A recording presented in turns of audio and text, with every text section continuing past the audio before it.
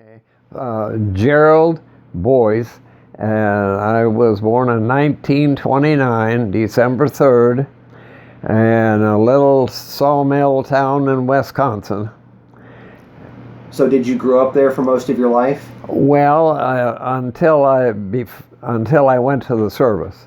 So I was 17, 18, just turned 18. Who are your parents and siblings? Well, they're all gone, My father got buried in a gravel pit in 1932, and so, of course, in a small town, the opportunities aren't that great anyway, so it was tough living, My father was crippled pretty bad, and but he did work anyhow because they never heard of Social Security at that time, And so in this town, why, you either worked in cutting trees for pulpwood, or you worked in one of these little wooden workshops, and they were just paid enough to stay alive. You didn't make any savings in your account. So anyway, by the time that I got to be 18, why, I had decided that I was looking for something better, And I didn't have an education because times were that tough, and we couldn't afford transportation to school. And so I thought, well, if I was in the service, I could get some education, perhaps could learn some kind of a trade,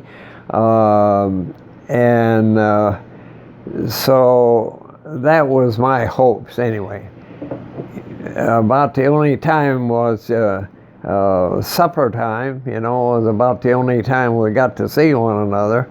And as each one got a little older, my brother went to the CC camp, and my other brother decided to go and work on a farm project away from home. And so then I was the next one, and I went ahead and cut timber, and so that's about it. How was your life impacted by the Great Depression? Well, you certainly valued the dollar, and also you didn't throw nothing away, You didn't throw out no food.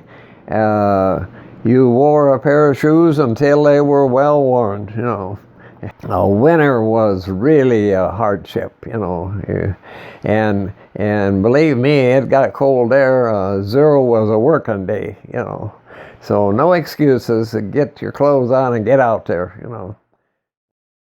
I do remember the invasion when they went into Europe. We were at the neighbor's house because they had a better radio than we did. We didn't have no TVs, of course, Never heard of such a thing. But they had a better radio than ours, and so we listened to the announcer talk about this landing they were making in France. And so that's about where my memory gets going from there, And of course, my brother was in the service at that same time, and so that made it a little more interesting, And he was in these 3.5 years in this combat in Europe, and in the invasion of Africa and so on, and survived 3 years in combat, So, as I said, we lived in this small town with almost no opportunities. If you didn't want to work in one of these little woodworking shops or cut trees, there wasn't much else to do. And of course, being I didn't have an education, you were kind of limited on what job you could get. So I thought that with this, and there weren't a lot of jobs available, you know.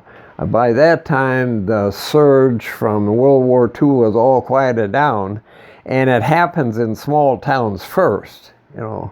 And instead of Cleveland or one of those big towns, a little small town up there, any effect is the pretty minimal, you know. So anyway, I thought that it was an opportunity to perhaps better yourself, get some education. You were able to get some schooling, and maybe learn how to run some equipment. So